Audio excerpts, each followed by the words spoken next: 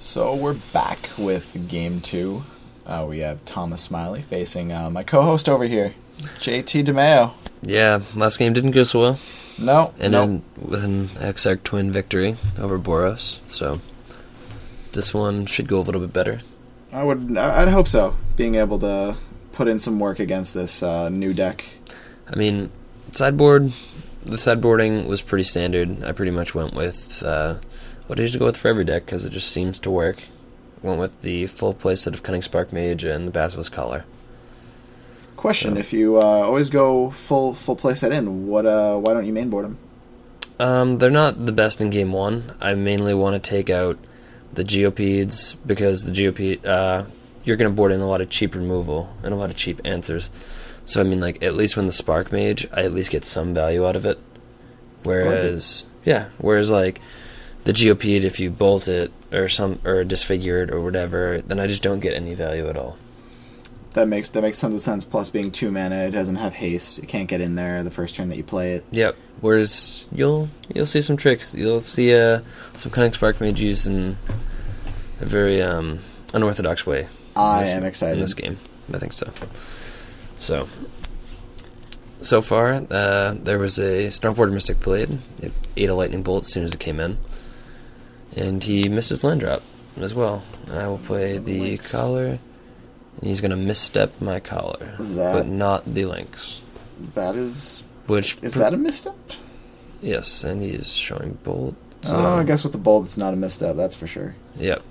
Definitely wants to misstep the artifact there and bolt the links. So along the way, he's actually on a one-land hand. That's pretty good. Losing life. That's pretty good for your effort. I mean, the life doesn't really matter if he combos out though. Yeah, but I mean, it cuts turns out. It cuts turns out that you might potentially have. It does, but I mean, I believe that's a spike shot on there. Let's see what I get here. Yeah, I'm getting the mountain for the spike shot. You don't shoot in response. Well, there was actually some confusion there about where. Right here, about the timing of the fetch land. I see. Yeah. So he, bolting in response to me cracking. Well, being very, you have to be very clear in major tournaments and our play group. Whenever we play against each other, we usually hold each other to the same stuff. Yep. And here's the Spark Mage beats. The Spark Mage. Yep. I'm gonna tap in response. Make sure I get that damage in. Yeah, that's that value that you were talking about over the plated Geopede. I hope other Boros players will pick up on that. Makes it a faster deck. I'm gonna equip, drop a Teetering Peaks, and I'm gonna swing for 4. That is filthy. Swing for 4. That's pretty good. Beats the 1 damage plan. It does beat the 1 damage plan. It's a little bit quicker. Yeah, I would say so. He does get the mana, but again, not blue, so. And that's an adventuring gear equipped? It is an adventuring gear equipped, so any fetch land seems pretty good. 4 power. Too bad he doesn't have power himself. I mean, being a 0/1, he obviously has a whole lot of utility with his haste and... Yep, the haste is worth it. Yeah. Being a 0/1, definitely worth it. I mean, here's where me fetching that mountain earlier, the confusion, actually kind of hurts, because right now I'd want another planes to be able to play as many Hawks as I could. Especially while I was tapped. Well, not tapped out, but doesn't have any blue. So being able to play multiple monsters a turn, especially when he has that much removal, is you need that tempo. So he finally gets blue. He can preordain. Yeah, he was locked on land for a while. He does not hit another land. Not that we could see. It seemed like a mana leak, maybe. There was a mana leak and something else. I didn't see the other card. Oh, it's the Burst Lightning. Yeah, he'll go bottom. Draw a new card, which is... I mean, right now he could have kept the Burst Lightning and saved himself some damage, but I think he's really just looking for that. Looks like it's a Exarch, I think. Yeah. I did not see the Pyro. I thought it was a Pyro at the end over there. I didn't see it in any match that I played him against. He did not play it. Well, game 1 we saw it. He had it in his hand. He just neglected to play it. Wasn't a bad decision.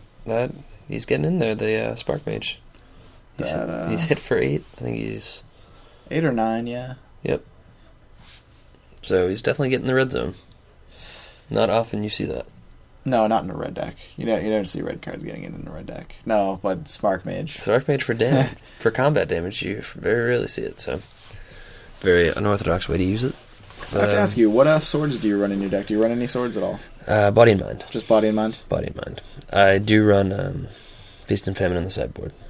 You eat a Pyroclasm here. Comes in against black decks.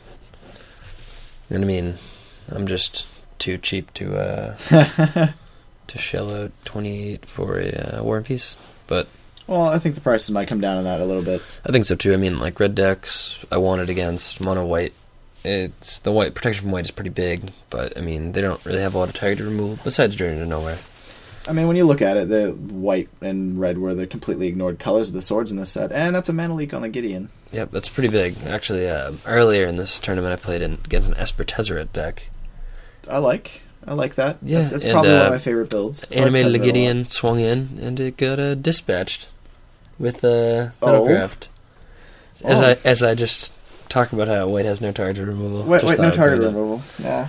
But yeah, it got Metalcraft dispatched. Well, New Phyrexia has a whole lot more. If you have 3 artifacts, it's better than swords. Yeah, actually, in Quest, not Quest, over in the Tempered Steel deck. It's fine there too. Tempered Steel, it seems like it's an automatic exile, like every game. Absolutely. So if you're listening to this and you like Tempered Steel, make sure you pick up your dispatches. Yeah, give it a try. Sleeve your local FNM. Let us know how it is in the comments.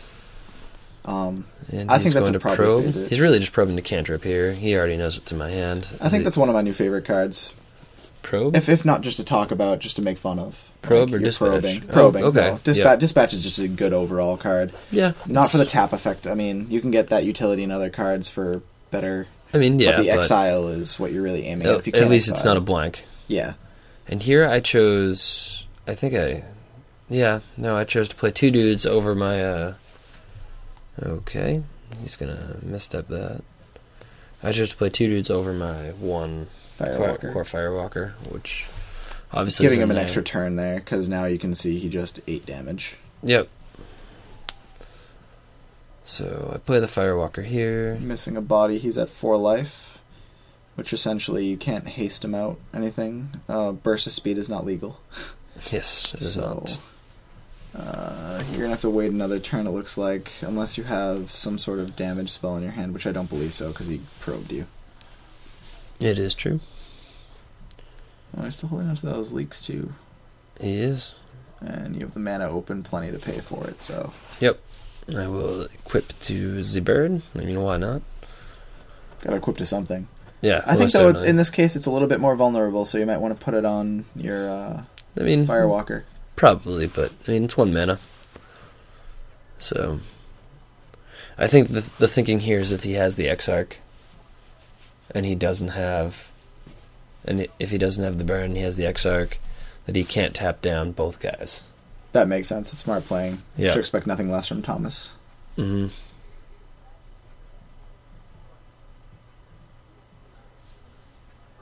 Alright, he goes to 2. I believe I have 1 more card in my hand. I'm mistaken, it's a Koth of the Hammer. See, when it comes down to situations like this, when I have my extensive play with control decks, and you have those mana leaks in your hand, you're just sitting on them, and you're staring at them, and they hold no utility, because what's already on the board is what's beating you down. Going to play a Koth of the Hammer. He's going to mana leak it. I'm going to pay the mana leak. He's going to play another mana leak. And I'll just swing for 2 at that point and take the win. That seems very positive. Yep, much better than the last one. He had the Splinter Twin, and he did not have the Exarch that game. The Exarch is actually... It's much worse for him to have the Exarch than the Splinter Twin for me.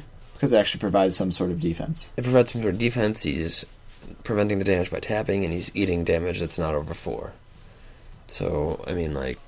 Yeah, he needs both parts to go off, but to have the Splinter Twin in hand and not have the Exarch is much worse for me. I'd have to agree with that. I mean, there's no reason... I mean, Splinter Twin, is he going to Splinter Twin your guys? Yeah. Give you advantages. There's no use for it other than on his. Yep. As far as I'm aware of, the Pyromancer build only runs the Exarch as its only creature. Yep. So otherwise, Splinter Twin pretty much comes a dead card. I mean, in my Pyromancer build, I don't run any creatures. Yeah. So. Well, we're going to end up heading on over to Game 3. JT has evened up the series at 1-1. Haven't you, buddy? I have. Let's see if I can pull this last one out. Got off tilt, and let's see how it goes. And we're not going full tilt on this next one, but we'll talk to you then.